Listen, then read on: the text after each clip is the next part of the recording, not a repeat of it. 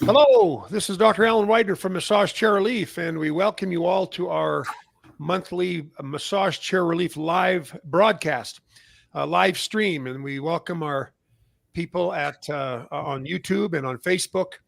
And those of you that are watching on the website, we welcome you today. Our guest is Justin Milne. He's the owner of Advanced Fitness Repair here in Utah, and he's been a technician for us for years. And we'll get into his background a little in just a moment.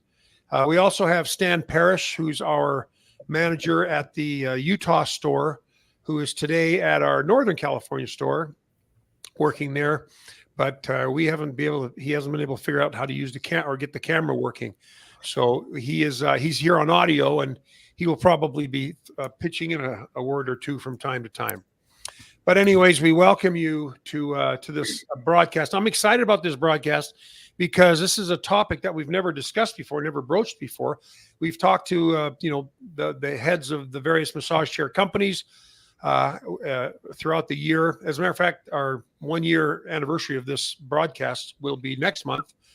And but Justin, the reason I'm so excited to have you is because almost everybody that owns a massage chair, maybe not almost everybody, but most people that have for any extended period of time has had a problem at some point or another with their chair. So we're going to talk to you about that. But first of all, I just want to ask you a couple of questions and welcome you to the broadcast. But tell us a little bit about how you got in the industry. Well, how long you been doing it? What's that? I've been at it I've been fixing massage chairs for over a decade. I got in the industry. I was actually fixing fitness equipment, and I've been doing that since 2001. And I got headhunted by a couple of massage chair companies. They had really good success with having guys like me that do the fitness equipment. And so they actually called me. Brookstone was one of them, and Brookstone's now they're out of business or doesn't sell chairs. But anyways, they're one of them that got me going. And then ever since that, it's just kind of been a ripple effect throughout the market as far as chairs go and that sort of thing. So I've worked on a lot of chairs, a lot of different ones all over the place. Yeah, and that's, I think, why your experience is so valuable to me is because you work on a lot of the chairs that we sell. So you'll have the kind of an insider scoop on that. So, but have you only been at it for 10 years? It seems like I've known you for longer than 10 years.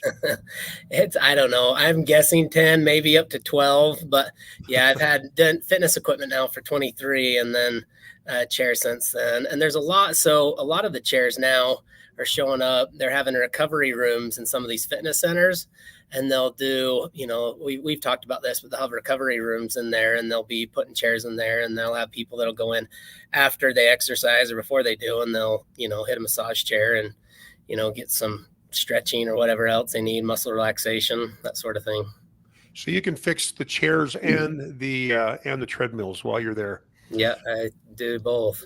Well, for those of you might recognize Justin. He and I did a video quite a few years ago, comparing a $500 cheap massage chair that you can get at Amazon or wherever, and comparing it to a higher end chair.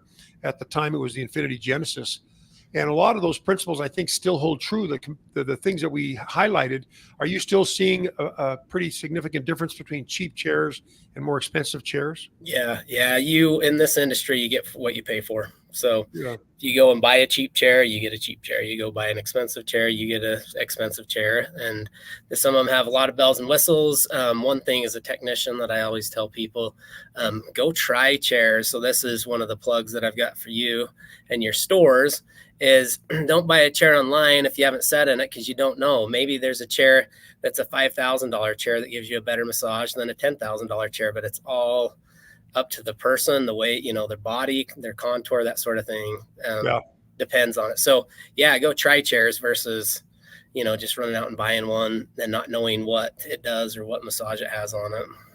Well, and the problem is it's very difficult to find all the chair, like especially online, because there's a lot of advertisers online, but they're just selling through a website. Yes. You have no idea what you're getting. Right. And of course, you see the reviews, and the reviews are great because the people that had a good review are the ones that company will publish on their advertisements. But there's a lot of disheartened people as well. Chairs that don't fit right, chairs that aren't strong enough or too strong, chairs that break down recurrently and regularly. Yeah. Now, have you? Oh, there's Stan. Just a minute. Let me see if I can get Stan on here. Stan. Oh, there he is. Hey, I had to switch to my iPad. Sorry about that. Well, it's good to have you, Stan. Now my head's being cut off and I look bald again. So they're going to have trouble. If I take my glasses off, Justin and I look exactly the same.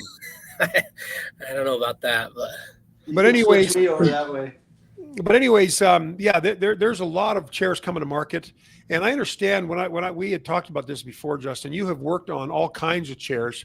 Yeah. But do you find that some companies are better at supporting than others? And I'm not going to ask you to name any companies, of course, absolutely. But there are some that are just better at dealing with issues, and others that are probably terrible. Yeah. Well, I can tell you story after story, but we won't go down that road. I like the stories. I actually do like the stories, and we're going to probably touch on a couple of them in this conversation because of what we had talked about before. But I'm really grateful to have you, Justin. Thanks for taking time I know you're busy, man. You're always on the go, and I'm very grateful that you took time out to spend with us. And I wanted Stan on the call because Stan's our manager at our Utah store and deals with Justin regularly, and probably hears stories that I don't hear when you come to the showroom. But Stan also has some insights into chairs that break down and the problems that it causes for customers. But why don't we start with the term we use in massage chair business is a failure rate. Mm-hmm. And can you talk a little bit about what a failure rate is, and then we'll talk about what affects it.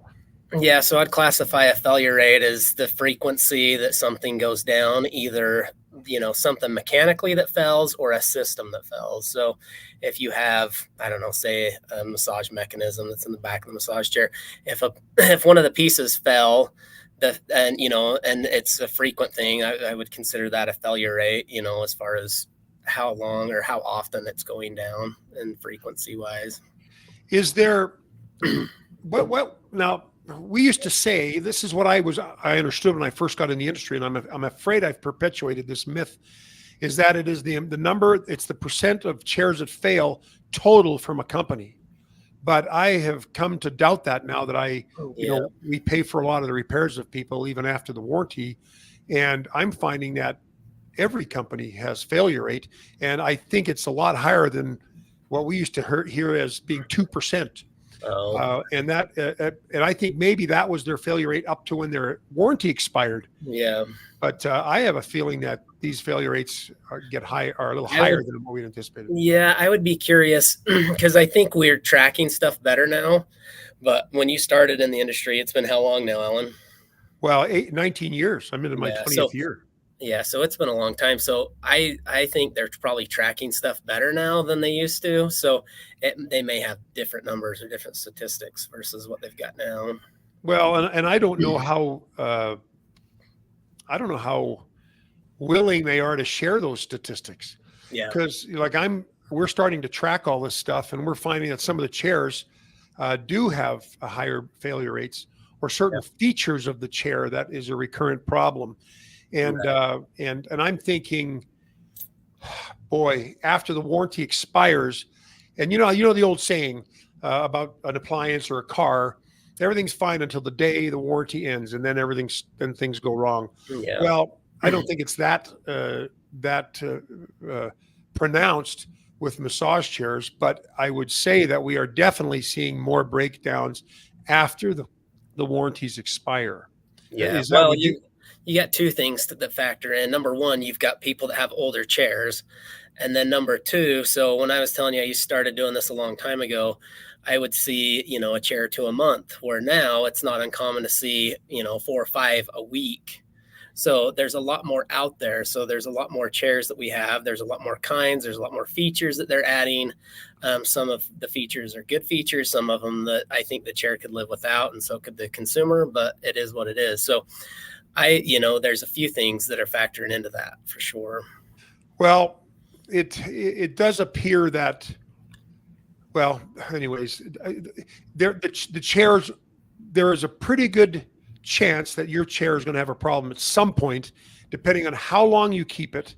Like if you're rotating a chair every 3 or 4 years, you're not going to have a ton of problems. Obviously, You may still under warranty, but the longer you hold on to it, there's more things that are going to go wrong. Right. Same as a car, same as an appliance. Yeah, you've got a lot of things that you've got wear items, and wear items go bad, just, like a belt in the car or something. So, well, I wanted to talk a little bit about that, the things that affect the failure rate. If a chair just sat there and was never used, of course, it would never break down. I've got some. Do you hear some noise in the background? Yeah, somebody's drilling or something here at the store. Oh, Okay. it's the fiber guys are putting fiber across the back of the building. Well, if you have any problems, let me know. We can dial 911 for you in an instant. But anyways, these failure rates, so many things affect the failure rate. If you were in a perfect vacuum of an environment, the chairs would break down less than if they were in a home with regular living activities in a home. But we talked about some things that affect the failure rates. Why don't you go into some of those of that list? As far as failure rate goes? Yeah. What contributes to the failure rate? I would say use is probably the biggest factor of how much the chair is being used. So, how many people in the home are using it, how many people are coming over to the house that are interested in using it. I would factor in weight would be one that I would factor in. Yeah. I would factor in pets. There's a lot where pets will, attract, and you've got moving components that will pick up hair and stuff. And so that's another one. I don't see a lot of them. I mean, most of them are in a pretty comfortable climate controlled environment, but there is grease and stuff on them that if it got too hot could, melt and run, that sort of thing. So there are components in that do change the longevity, obviously, of the machine, just like anything.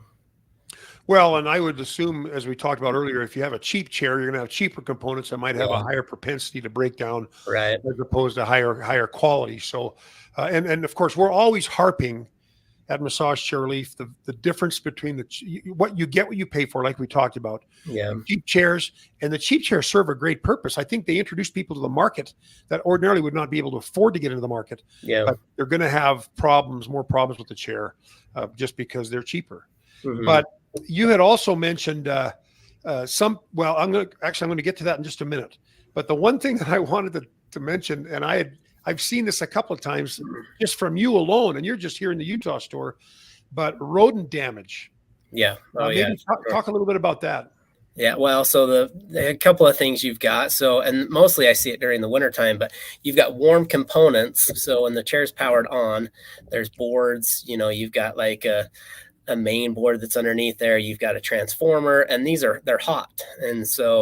And they're nice and enclosed. And so mice or rodents will crawl in. Usually it's mice will crawl in, and they will pee and poo all over the circuitry. And sometimes when it happens, they get fried, and I'll open it up and there'll be a bunch of, stuff in there. So cleanliness is another big thing. And if it's in your house and you've got a rodent problem, then it can lead to a problem with the chair for sure. I've gone out to dozens and dozens of those problems where I go out and find stuff. I found mice fried to the boards, and they wonder why the chair doesn't work. And oh man, so yeah, all of that fun stuff. Do rodents nest under chairs? Yeah, they will nest in them. So they'll usually find, and I don't know if it just depends on how much it's being used. But usually though, when I find them, they're nested in what we call the PCB tray. It's where like the air pumps are at, the valves are at, the boards are at. And these boards, especially in the wintertime, they're nice and warm, and they, when the rodents come in around here, that's where they like to go. Do you see, well, it's hard for you because you're from Utah, and Utah is a very dry climate.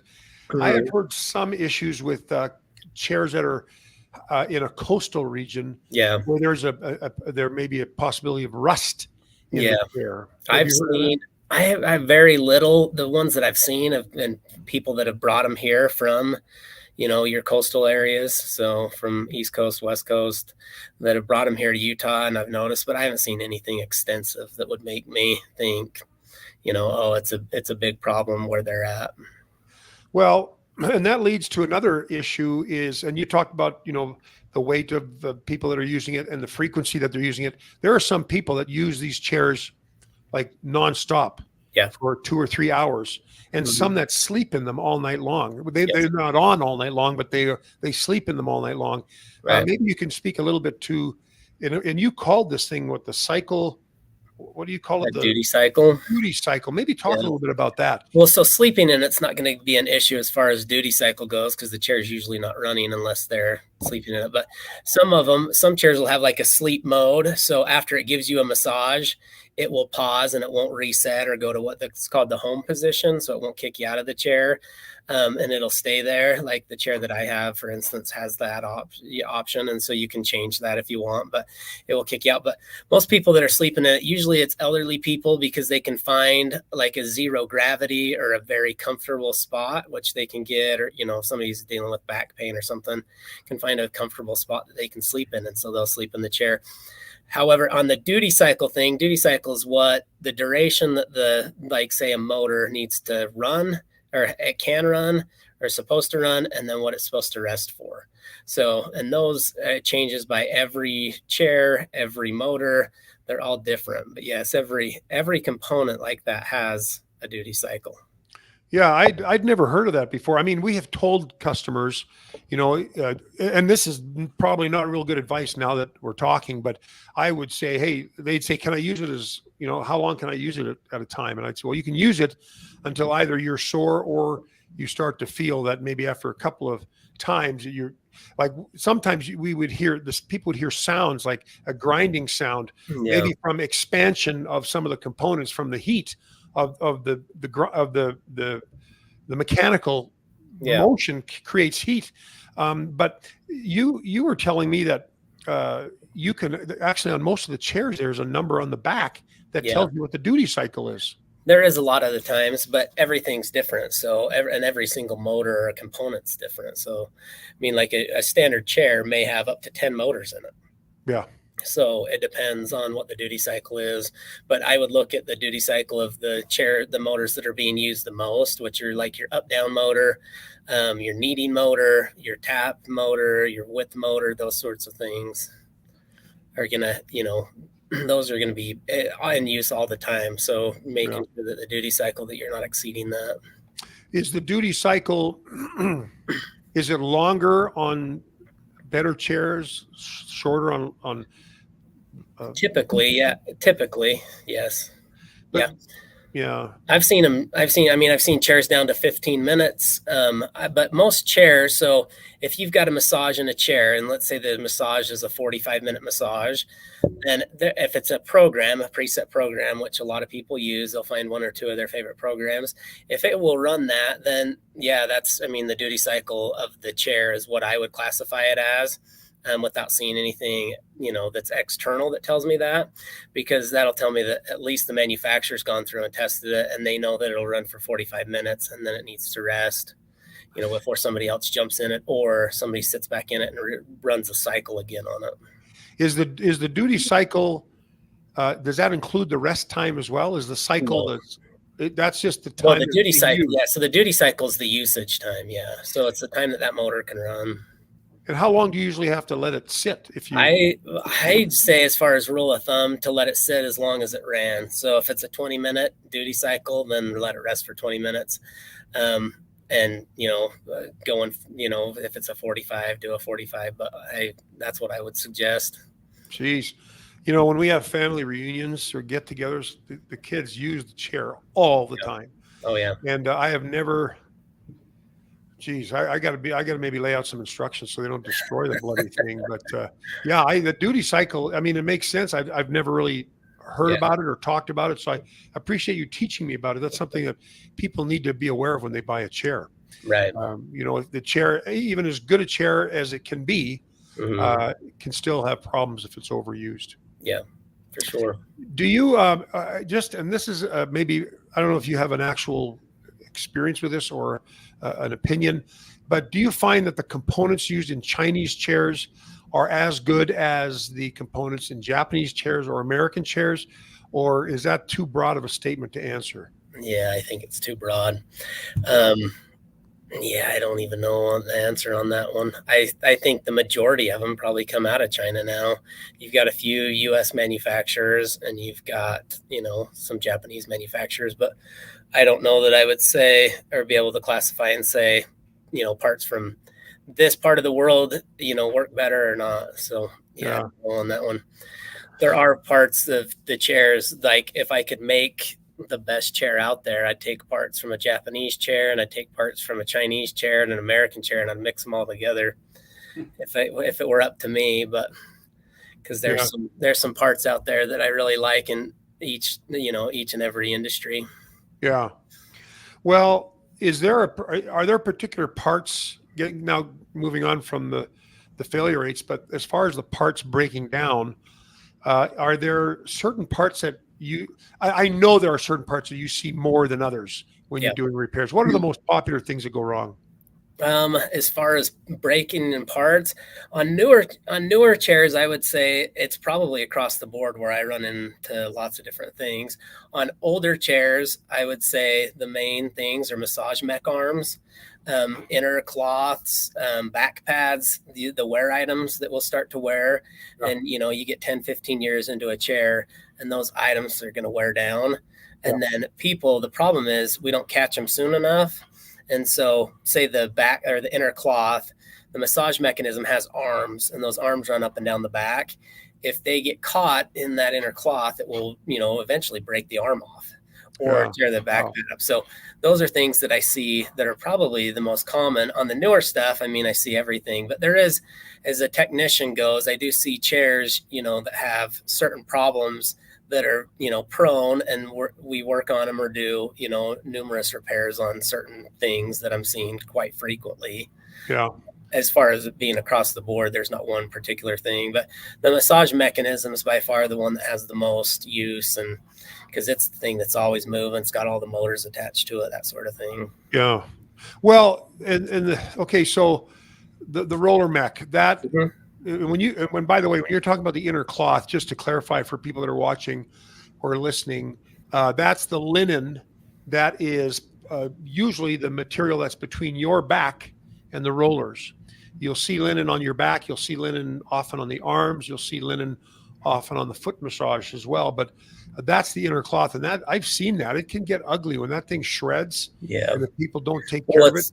Yeah, that's what the mech arms touch. So so you rest against the back pad is what I call it, or that's what its name is. So there is a padding between you and then the cloth is, and most of them are a zip in liner that you can just unzip and you can zip a new one in. Yeah. And we went over that in that video, that YouTube video, but we went over that where some of them are sewn in and you can't zip them in, like the cheaper chairs won't have a sewn in one. So at that point, you just have to get rid of the chair, where most of the more expensive ones will have a zip-in inner cloth, and you can just zip it and unzip it, and you throw it away, and you get a new one and zip it in. But like you say, you've got to catch it soon enough so it's not wreaking havoc on your roller. Yeah. Now, when a roller mechanism needs to be replaced, that includes a whole roller mech. What does that include?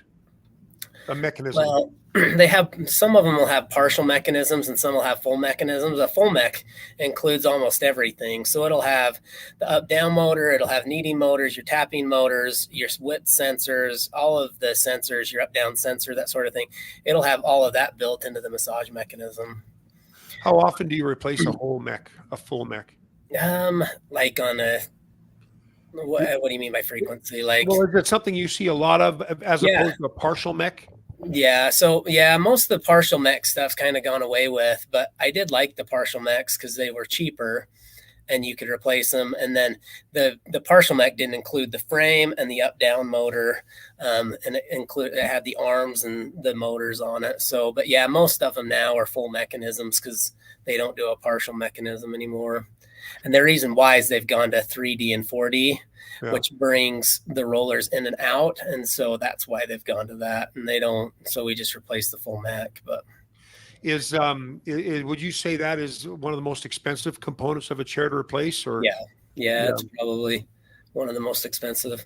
And it ranges pricings, anywhere from, I'd say, a couple $100 up to, on your really expensive chairs, up to $1,200 is where I would put the ballpark at. It's not cheap. No. We have a customer that just was told by the massage chair company that he has to. We lost you, Alan. He froze. We didn't.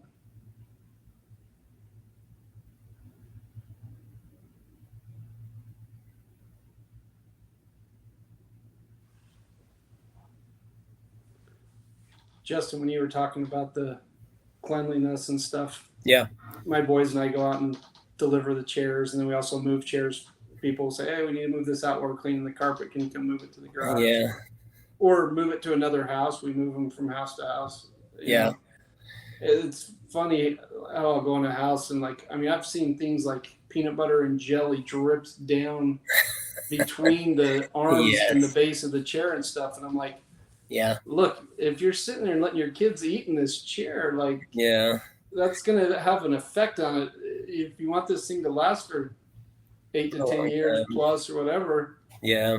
That type of cleanliness too, I think plays a factor. And I've pulled apart too and seen I'm thinking their cat or dog are sitting in the chair. There's so much hair down between the sides. And I'm like, there's moving parts in here and grease and stuff. I'm like, I mean, having an animal in the house is one thing, but letting them be all up and around the chair, I take some of those apart and I'm like, the life of this chair is already deteriorating. I can just tell by what's getting inside. Yeah. Well, and I'll find people that'll eat peanuts and sunflower seeds and whatever in them, and those will fall down. So they're just a feeding ground for the, mice can run Chipmunks. up and come up and grab a snack and then head back down and go back in and find a spot and build a nest. I found nests that have babies in it before when I've opened them up. It's just like leaving your warm car on, right? Your neighbor's cat will come and climb on the top of the hood. It's the same kind of thing, but it's just interesting as you were saying that. I was thinking, I have noted as I've moved chairs, some are spotless, right? Look, it's 8 years old and it looks brand new, and other ones are, going through. Alan's calling me on the phone, but he said his internet's down. Oh, really? Yeah, man alive. I'm going to have to find out to see how much of this broadcast was preserved. Okay. I hope it is. If not, I'll get back to you. We might have to do it again. Stan and I are online still. Are you able to get back on again or no? I'm trying, but it's not connected to my internet. Can you use your phone as a hotspot? But I can't get in this minute. Justin's like, I do not have time to redo this. I got things to fix. I've got things to do. Yeah, you know what? Are you back in? No, I can't get in. This is mind-boggling to me. Well, I don't even know how much. I can't even get in to see how much was preserved. Yeah. So we'll just bid farewell now. Pause it. Okay. Deepest gratitude. All right. But, I think we got how much did we get in there? We got about. We're at 28. We're at 28 minutes right now. We're still on, Stan and I. I'm on the phone. It looks like it still says we're live. Do you have any last questions, Doc? Yeah. Go ahead, get out, and then I'll. All right. What we lost. I'm very sorry. All righty. Well, Alan's letting us go. He said he lost his internet. He's on the phone here with me, so I guess we'll back out of this and try round 2. Yeah, I'm sorry about that. No worries. I'll get back to you as soon as Okay. I find out what's going on. All righty. Sounds good. Thanks. Okay, thanks. Okay, bye.